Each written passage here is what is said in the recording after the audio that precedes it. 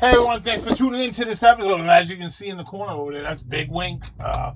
He decided he was going to go in there, so I shifted the monitor a little bit, give him a little more room.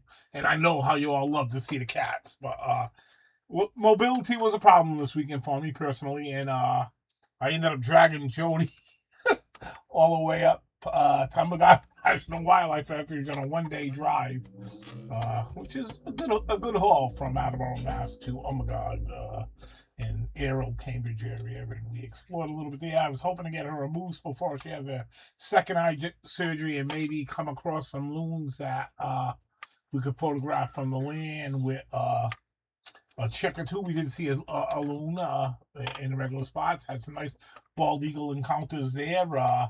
Photographic wise, everything's a little far away, so it's minimal. Then went back to Sunday. We took a walk to the east end of Sanctuary that I spend most of my time with my ospreys, and oh god, you could see it starting to go off the August thing. And if there was chicks with my ospreys, I certainly would have been there all weekend. Of course, that's not the case for me right now, but the egrets and the comments are going in the next few weeks. I'm just hoping to be able to bring that to you. It could be a very exciting time, even though there ain't a lot of osprey chicks. There's still a lot of activity happening in the estuary that is just, whew. So, first we're gonna have some caterpillars. First monarch caterpillars this year. They did pretty good with that. I think we had not caught. Managed to see 7 of them in a decent area, some decent monarchs. Actually saw some first black swallowtails too, first time this year for that. While we were down in the local spot, and yeah, got some good stuff. First, clearwing mort, hummingbird mort, however you like to look at them species. Got a little bit of that. That came from New Hampshire though, and a little bit with a great blue heron popping himself a little meal. So there is stuff. That was the osprey. Okay, we do have an osprey near the one of the adults with a fish. Hopefully Jody got some good pictures of that. She wandered a little bit in a better area while I was pretty hobbled, so I didn't really do it, but we were together. We shared a great experience. I may have overdid it Saturday, driving as far as I did with pushing the limits, as they say. But you know what? There's life out there. You never know what you're going to see. You got to try. You have to try. Peace. Thanks for tuning in. And I hope you enjoy this episode. Thank you.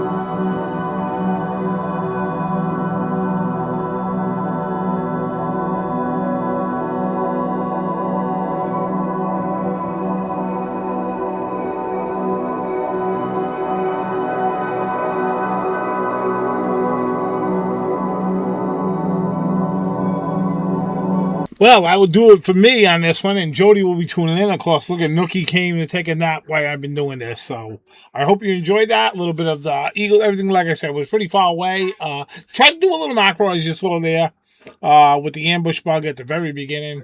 I'm going to get more into the macro. I'm sure Jody's going to get more into the macro a little bit.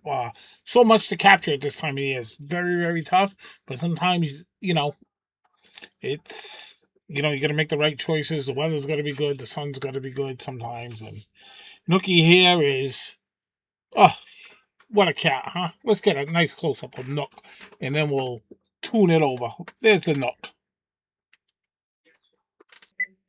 Hey everyone, I'm back and starting off this week with this adorable hermit thrush.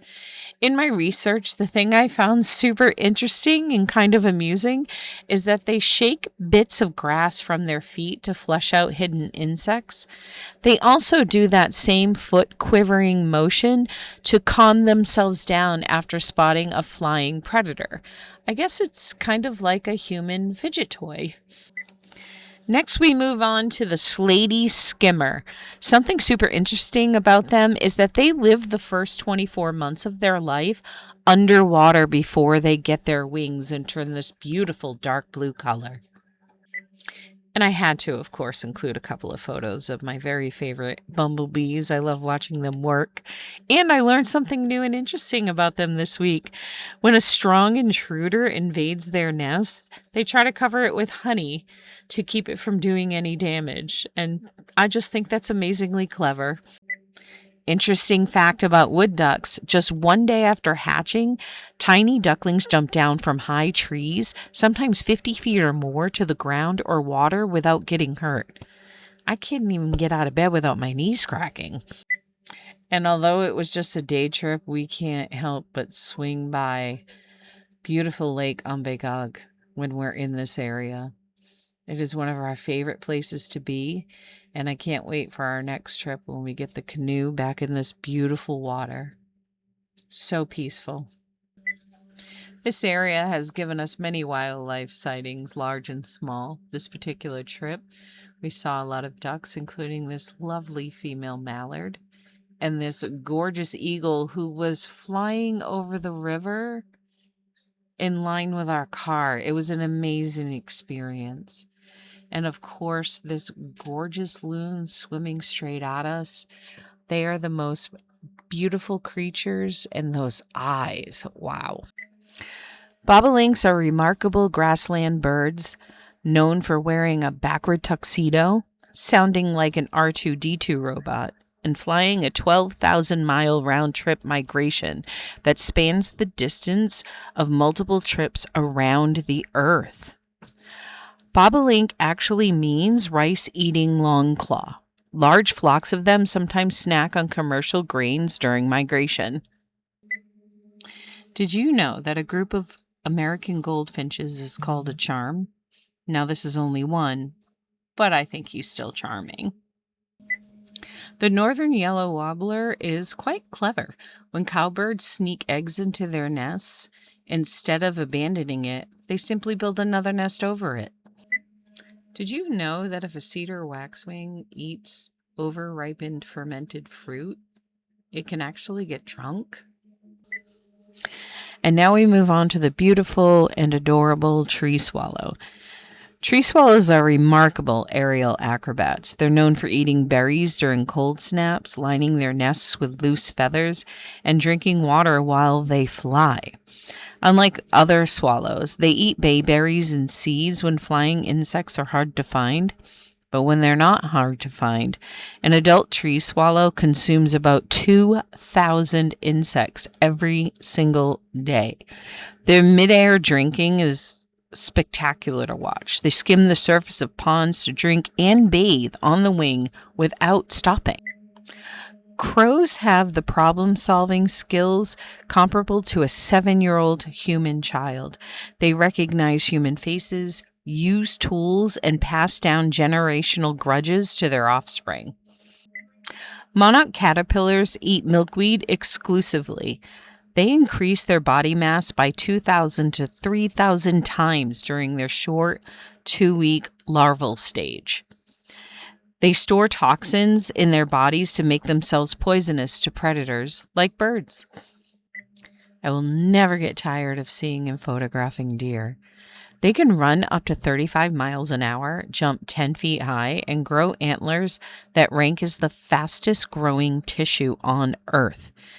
They actually see ultraviolet light, which helps them move around easily in the early morning and late evening.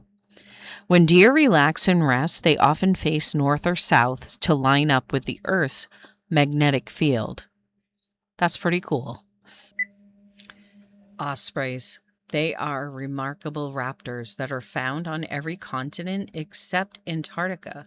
Their diet is roughly 99% fish. And did you know that they have built-in goggles?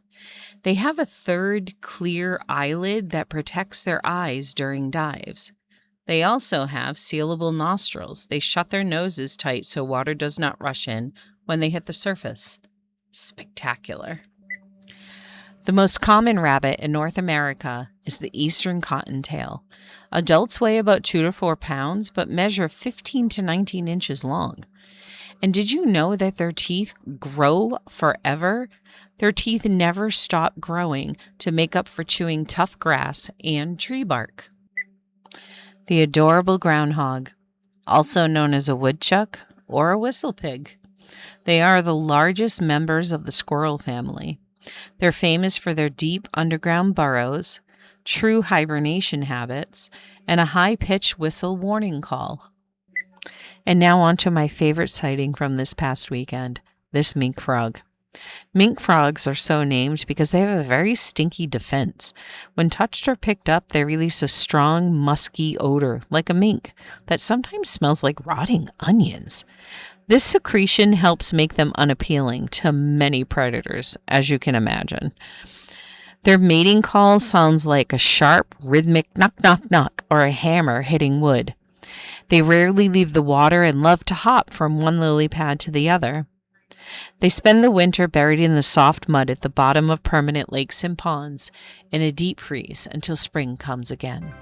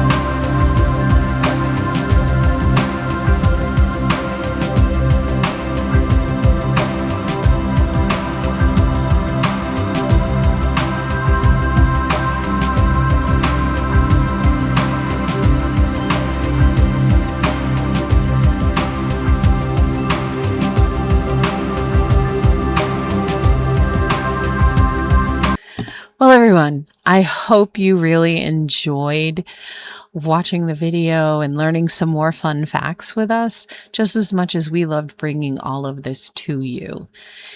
We didn't really have a plan for the weekend. We had a general idea of where we thought we wanted to go, and we sort of played it by ear and made it up as we went along. And I think we were pretty well rewarded, especially with that mink frog.